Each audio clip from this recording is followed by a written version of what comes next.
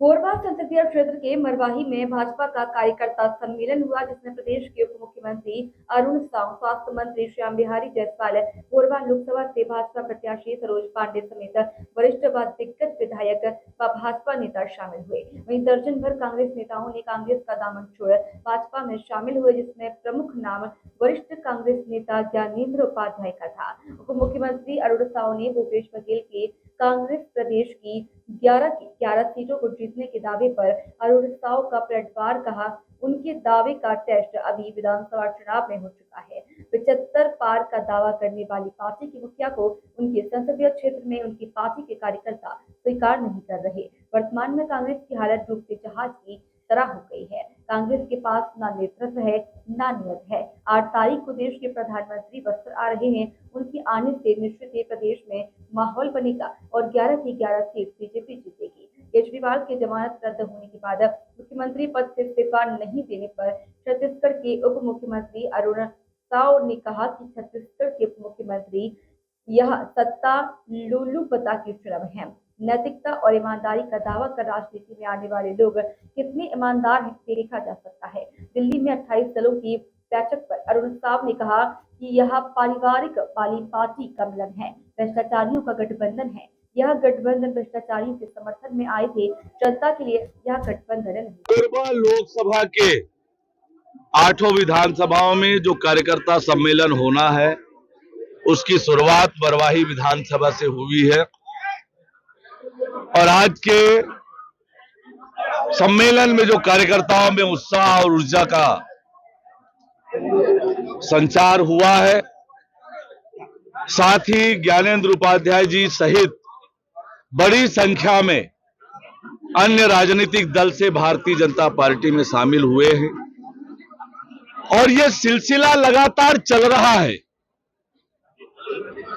यह बताता है कि आज देश में प्रधानमंत्री माननीय नरेंद्र मोदी जी की कितनी लोकप्रियता है। आम लोग अन्य दलों को भी छोड़कर भारतीय जनता पार्टी में शामिल हो रहे हैं।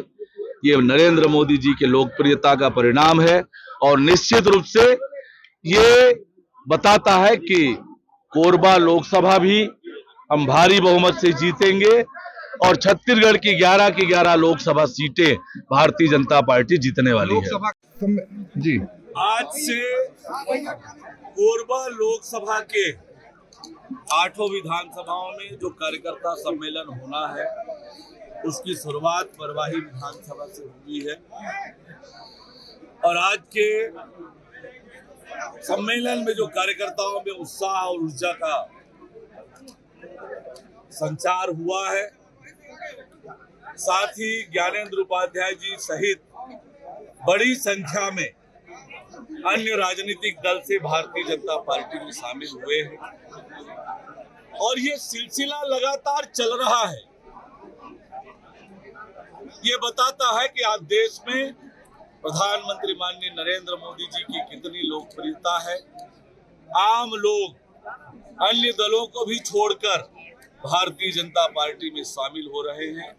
ये नरेंद्र मोदी जी के लोकप्रियता का परिणाम है और निश्चित रूप से ये बताता है कि कोरबा लोकसभा भी हम भारी बहुमत से जीतेंगे और छत्तीसगढ़ की 11 लोकसभा सीटें भारतीय जनता पार्टी जीतने वाली। लोकसभा का चुनाव मोदी की गारंटी भी हो रहा, प्रत्याशी नगण्य हो गया है। देखिए, देश में नरेंद्र मोदी जी प्रधानमंत्री हैं, 10 साल का उनका काम है और भारतीय जनता पार्टी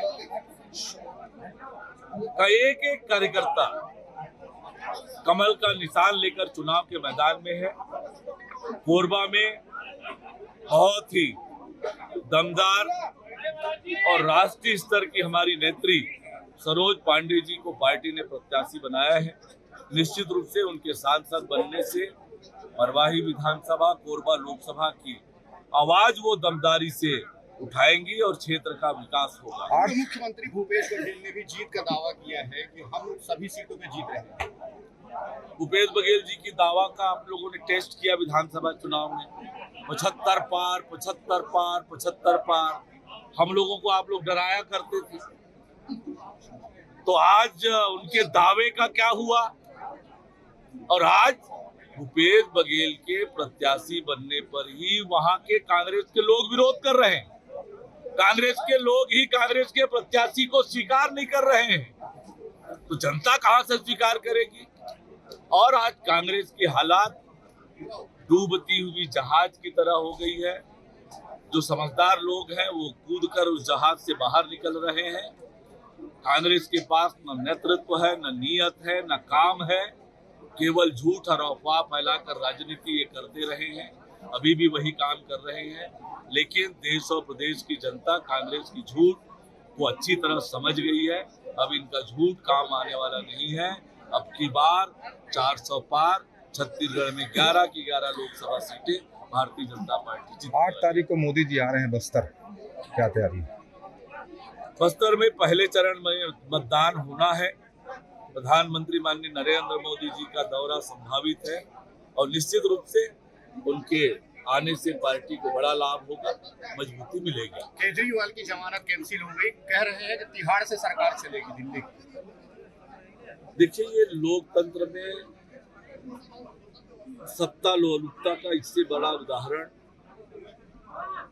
जो बड़ी नैतिकता और ईमानदारी की बात करके राजनीति में आए थे और आज जो उनके कारनामे हैं, उनके कितने मंत्री जेल में हैं, खुद जेल में हैं और अब जेल से सरकार चलाने की बात कर रहे हैं। तो ये संविधान को कितना मानने वाले लोग हैं, कितना इनमें नैतिकता है, ये आज जनता के सामने उजागर हो गया है। पर ये नरेंद्र मोदी जी के नेतृत्व वाली सरकार है, कोई भी भ्रष्टाचारी बचेगा नहीं। 28 दलों ने कल हुंकार भरी दिल्ली में, कितना प्रभावशाली रहेगा? देखिए, जब इंडी गठबंधन बना था तब हम लोगों ने कहा था ये परिवारवादी पार्टियों का मिलन है, ये भ्रष्टाचारियों का गठबंधन है। जिस प्रकार से भ्रष्टाचार के आरोप में बंद, जेल में निरुद्ध, उसके समर्थन में ये दल आए थे, भ्रष्टाचारी के समर्थन में आए थे।